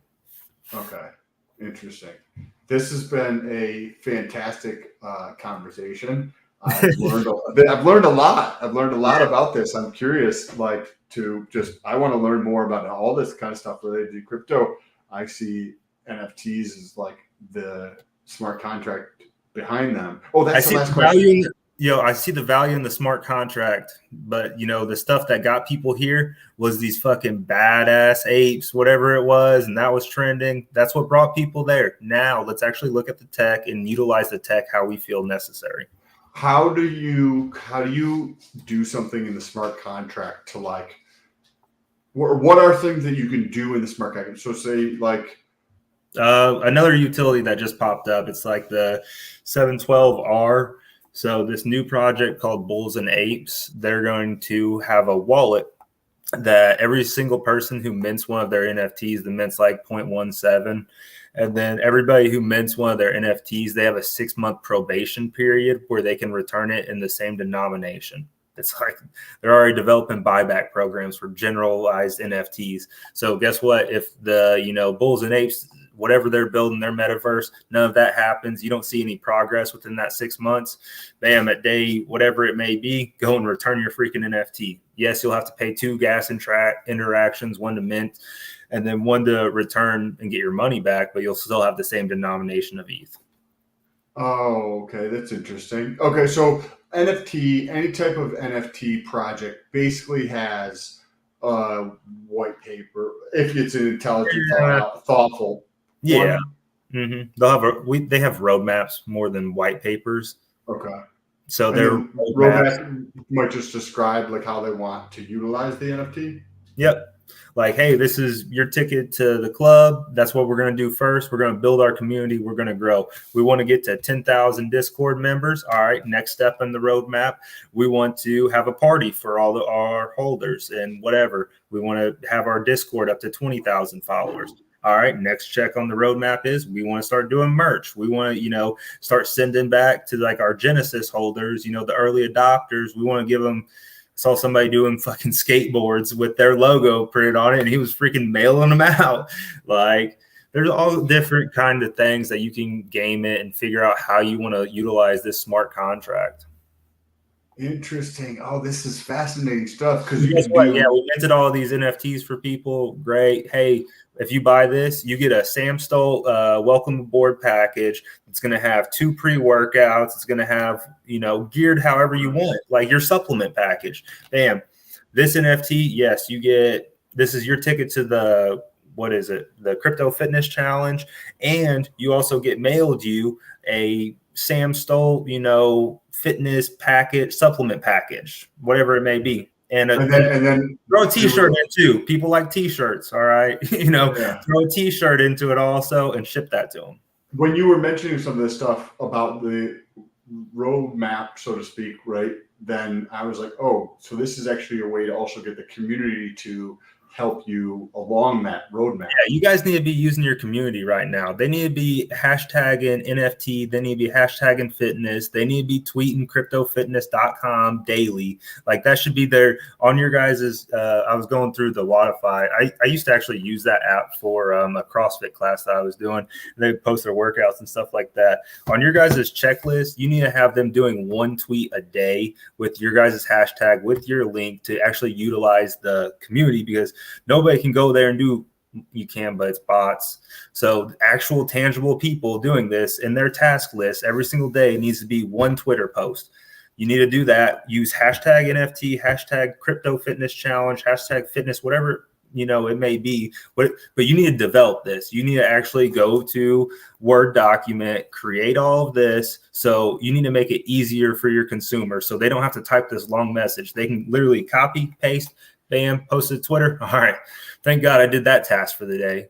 Once you start trying to you need to make it easier for your consumer, easier for your community. So whenever you see any of these meme coins and they have freaking, like a whole row of hashtags that they use, that's because somebody in the community generated that, passed it around and said, hey, everybody go tweet these freaking hashtags. So like when I look at some of the NFT stuff, it always just looked like spam to me. So that's why I didn't really look at the NFT stuff.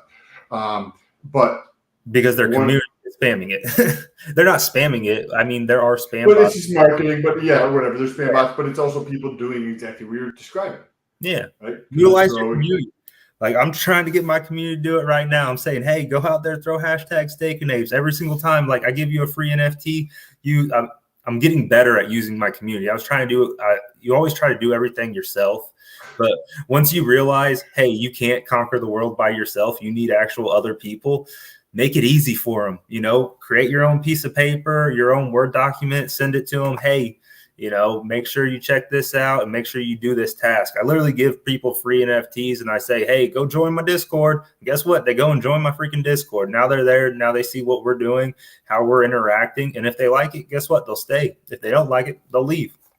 Yeah. No, this is awesome. I appreciate your time, brother. This has been fantastic. I got so many ideas.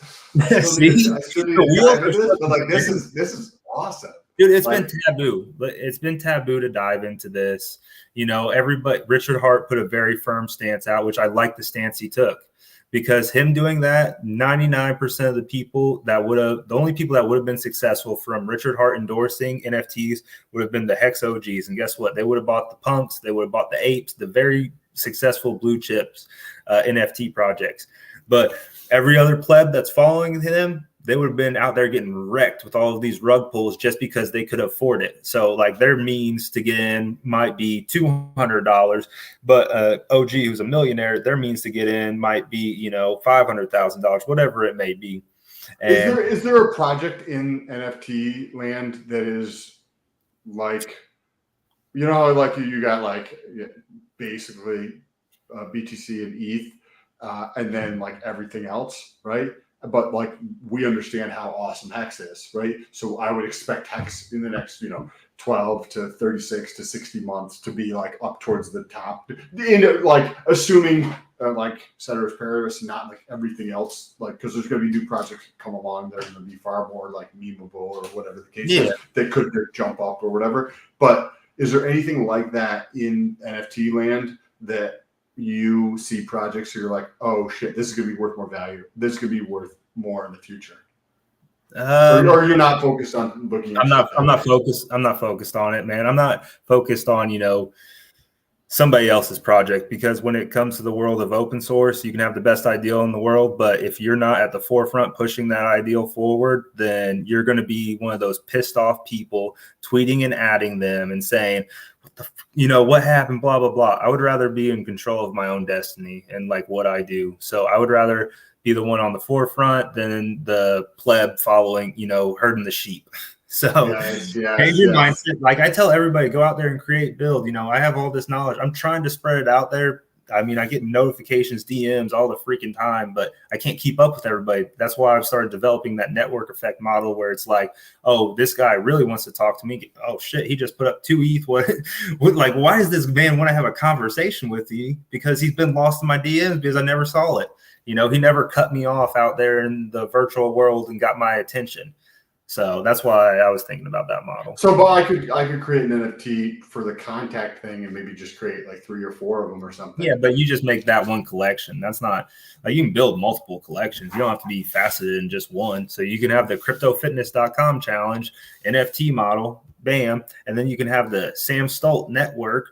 Then you can have the Sam Stolt supplementations, Sam Stolt consultation. They're all sold on like OpenSea type thing. Well, I mean, it depends on how you do it, right? Yeah, whatever market network you want to do, because you can use Polygon. I use Polygon to give away for free because there's no gas fees. I probably spent $20 in Polygon to send 4,000 NFTs out. What do you see about Mintra?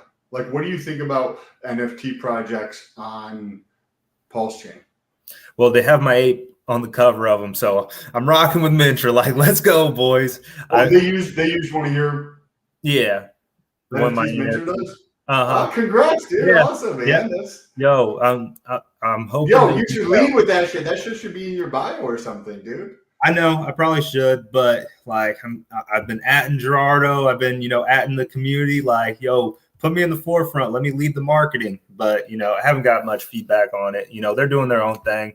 So if they want to, be like, hey, we like what you're doing, bam, I think you should be, promoting us. Well, yeah, all right, yeah, let's come over. Let's start getting some more attraction, bring more adoption to Mintra.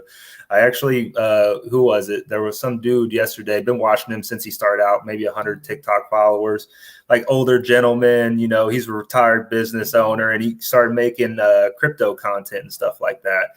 And you could see he was like lost. He was lost, and then he found the XRP army, and then like kind of went down that rabbit hole. And I was like, damn it.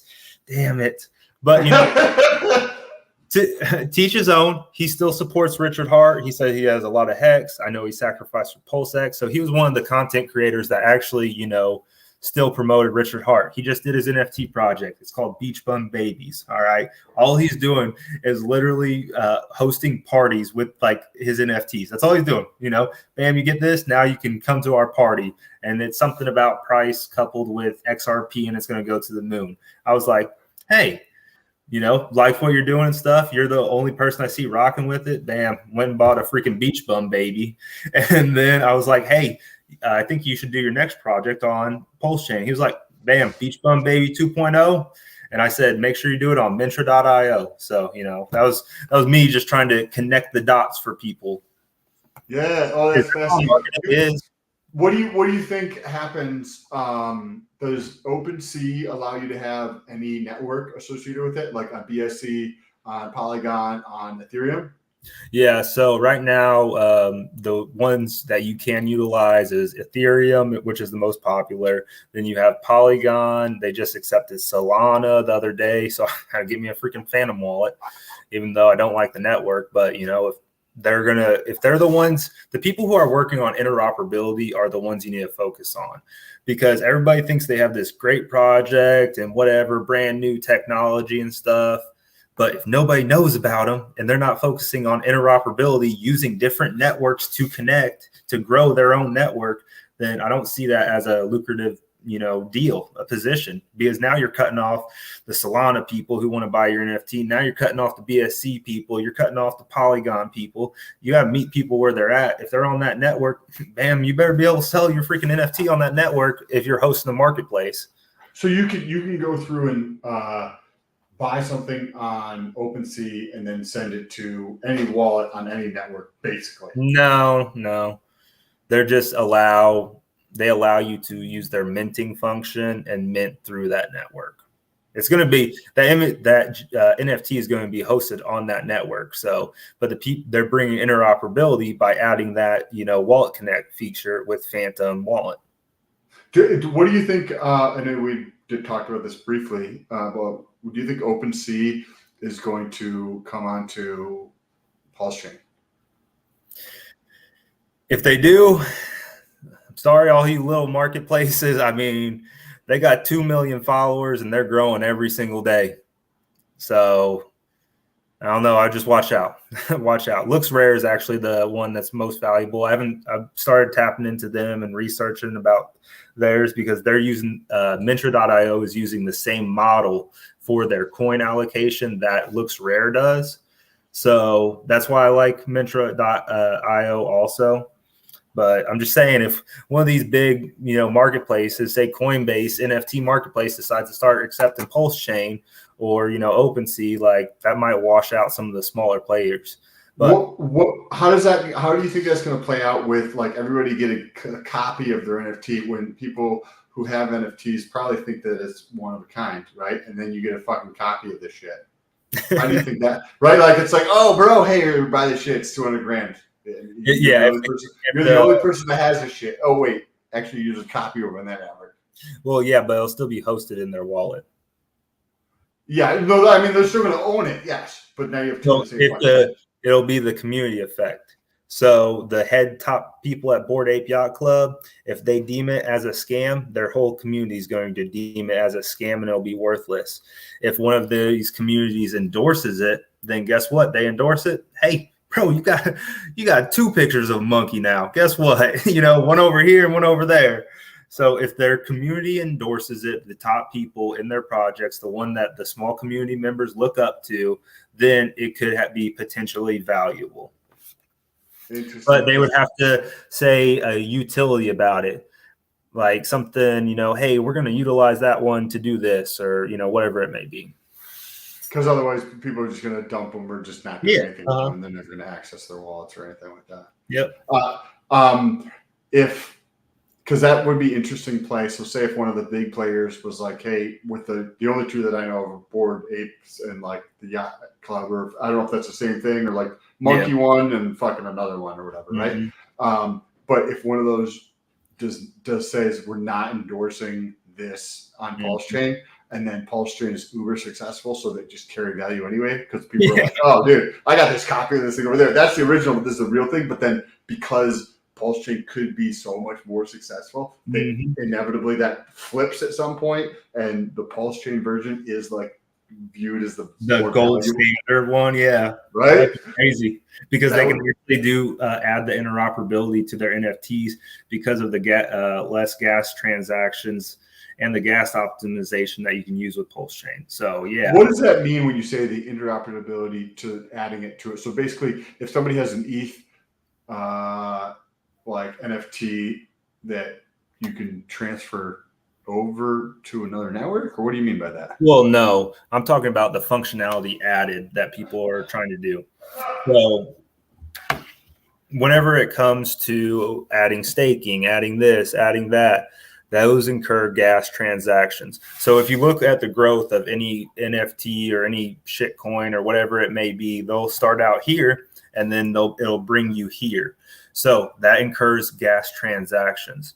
So, to go play in their metaverse that's on Sandbox right now, guess what? To go and purchase something in Sandbox, ETH gas fee interaction. So that's going to suck that I just had to, buy a $10 skin to rock in this metaverse, and then it cost me $30 worth of gas. So once you start, if they moved over to Pulsechain, had the same thing, those cheap little fees, nobody would worry about them anymore. Like nobody would care.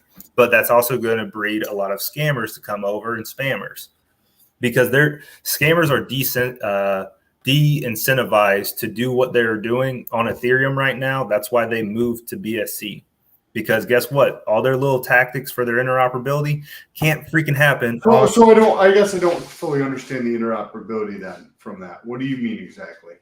So like go ahead. What's that? So the one they're dealing with right now is staking features. Everybody wants to stake their Bored Ape Yacht Club and earn passive yield from it. So to do that, that incurs a gas transaction for somebody else to hold it, and then to deploy a smart contract. So what is the interoperability? The ability to stake it? Yeah, that's interoperability right there. That's what you're saying. When you say interoperability, you just mean that you can fucking do shit with it. Yeah, you can do shit with it. Oh, okay, that's what I was trying to understand. Okay, so you can buy NFTs and stake them and earn yield. Yeah, that's interesting. How are those yields? Are they good? Nah, some are decent. It really just depends on how well the project does. Everybody can offer it, but if the project never takes off, then you're just getting fucking shit coins. Do like third parties offer, or does the project offer them? The project offers it. They'll say, like the way Bored Ape Yacht Club started out was, bam, they rallied this whole group based off freaking Bored Ape Yacht Club NFTs. They all got rallied up. Now their floor price is like 200 ETH, 300 ETH, whatever it may be. Their next part on their roadmap, actually, they bought out CryptoPunks. It's Yuga Labs is the one behind it. They bought out CryptoPunks, added them to it, and then they dropped ApeCoin. Whenever they dropped ApeCoin, there was nothing crazy about ApeCoin. It's just a token that's going to be able to get utilized in their metaverse and be able to buy their merch, do this, do that. The people who were actually holding Bored Apes got airdropped an allocation of that ApeCoin. They were getting airdropped millions of dollars worth of a speculative asset. It's fucking insane. Just because they held that picture of that monkey. Did it dump? Did it dump like the coin? It's dumping right now, but it got all the way up to like $30. I watch it. I have the notifications on. I like to see what they're doing. I'm like a fly on the wall. I'm not participating. I'm just a fly on the wall, just seeing their moves. Do you see things that like the premium ones, like the blue chips you've mentioned? Do you see those as like being something that could be kind of valuable investment, or you're like, it's definitely not worth it? Like, just put your fucking money into Hex. Yeah, it's yes and no. Like, I mean, we just got the honest answer. Yeah, you just fucking do that. Like, yeah, dude, buy Hex, stake it, buy Pulsechain, single side stake it, buy Pulsex, single side stake it, and go build your own shit. All right, don't chase somebody else's dreams. Make it your own. Like, yeah, love it. That's awesome. I've got to run, dude. This has been fantastic. Yeah, this carried on a lot longer than I thought. No, yeah. Thank you for your time. Thank you for sharing all the information, dude. I appreciate it. Do you want to mention your Twitter or anything else, OpenSea or anything real quick? Yeah, guys, if you want to check me out right now, we're in a building crowdsourcing phase. My ideal is to tell everybody who owns an NFT about Pulsechain right now. The way to do it, if you want to go to my OpenSea collection, you don't have to purchase them. You can literally right-click and save and put hashtag NFT and then put pulsechain.com. And guess what? Tweet it out, at me, do whatever you want, Use it as content to market Pulsechain, market Pulsex. There is not a lot of people that know about it. Whenever you're looking at a macro standpoint, not a lot of people know about Pulsechain. Not a lot of people know about Pulsex. Yeah, they did have a lot of sacrifice and stuff like that. But go tell somebody. Use an NFT, somebody who is new to the space right now, and use that to bridge the gap from them to Richard Hart projects a little bit faster. And they will definitely like you because of that. Thank you for that tidbit. Thank you for all the information you shared and your time and what you're doing for the community and the ecosystem around Pulsechain, Pulsex, and Hex and everything. I think that's awesome and an inspiration for me to just continue to learn more. I'm excited to explore NFTs more. If you guys like this video, make sure you press the like button and subscribe, and we'll talk to you soon. Peace, brother. See you, man. Later.